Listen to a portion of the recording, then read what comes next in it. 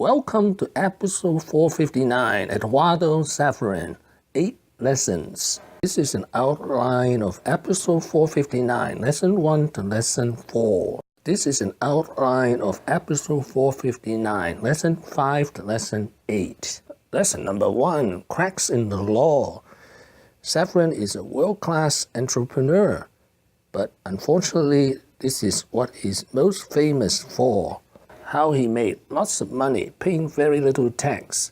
Case number 1, he's most famous for $700 million tax avoidance by renouncing U.S. citizenship in 2011, ahead of Facebook IPO in 2012. Case number 2, while a student at Harvard University, Saverin took advantage of Brazil's lax insider trading regulations and made $300,000 via strategic investment in the oil industry. Lesson number 2, co-founders of Facebook fall out with Mark Zuckerberg. In 2012, Business Insider obtained and released an exclusive email from Zuckerberg detailing how he cut Saverin from Facebook and diluted his stake.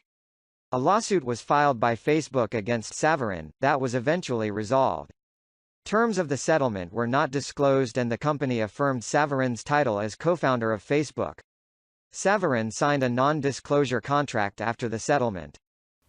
Lesson number 3, 2 advantages of investing in Southeast Asia. Excited about. First and foremost, this is an extraordinarily large and growing market. I mean, if you think about it, Southeast Asia is arguably 5 years behind the development cycle of India, and India is about 5 years behind the development cycle of China in terms of the startup ecosystem.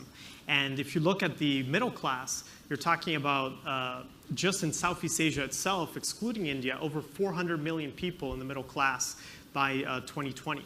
With India, you're talking about over 1 billion people. So it's an incredibly large market. That's point number 1. But point number 2, which is incredibly exciting, is it's truly a mobile-first environment. Right? Cheap mobile devices are making access to access effectively ubiquitous. And you're talking about over 850 million handsets in Southeast Asia by 2020, with increasingly growing consumption of data across those. And this truly mobile-first environment enables you to really innovate from a 0 to 1 perspective. Lesson number 4, he is now a small risk investor, $5 million to $20 million investment. It's really an environment that has been underinvested in by venture capitalists, right? If you look at 2015, in the West, there's arguably between 50 to 60 billion poured into VC. But if you look at Southeast Asia, it's about 1.6, and India about around 8 billion. There's really a gap around the check sizes that we write, which is $5 to $20 million. Lesson number 5, capital is becoming a commodity. Supportive to the entrepreneurs. So capital is becoming commoditized. It's about what you can bring with the capital and what type of support you can provide to entrepreneurs. Lesson number 6, marrying small startups with the big brands. Which is the intersection of the technology world, right? The really fast, nimble, innovative technology coming out of entrepreneurs like yourselves on the audience, and the assets, the brands, the distribution platforms of the largest companies in the world, and how we could marry both of them, especially as technological innovation, because we're very early in the process, we're less than 1% of the way, starts going in the direction of highly regulated or more traditional industries like healthcare, insurance. I believe it will be very critical to invest in.